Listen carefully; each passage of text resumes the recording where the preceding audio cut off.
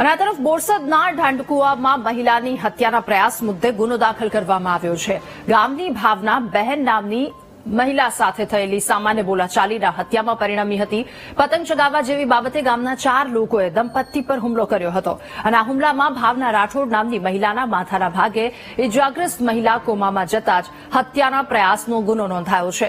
પોલીસે ગામના પૂર્વ સરપંચ સહિત 4 લોકોની સામે ગુનો નોંધ્યો તથા 4માંથી 3 આરોપીઓની ધરપકડ કરી છે, જ્યારે એક ફરાર આરોપીની ધરપકડ માટે પોલીસે કવાયત શરૂ કરી છે. ત્યારે 4માંથી 3 આરોપીઓની ધરપકડ કરવામાં આવી. વધુ માહિતી મેળવીશું. સંવાદદાતા ઘનશ્યામ આપણી સાથે ફોનલાઈન પર જોડાયા છે.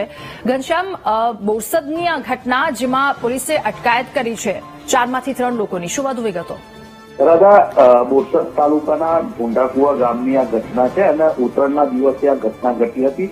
મહત્વની વાત એ છે કે પતંગ જે કપાયો હતો અને પતંગની દોરી એક બાઇક સવારને અડી જતો સમગ્ર મામલો એક્યો હતો અને ત્યારબાદ જે 4 લોકો છે ગામના પૂર્વ સરપંચ સહિત તેના ભત્રીજાઓ અને 4 લોકો દ્વારા એક દંપતી પર હુમલો કરવામાં આવ્યો હતો.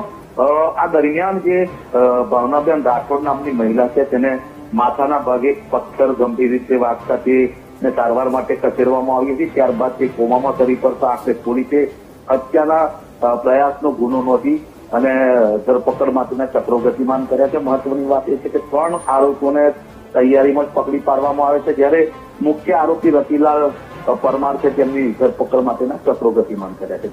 જી ઘનશ્યામ, આભાર આપનો તમામ વિગતો સાથે જોડાવા બદલ.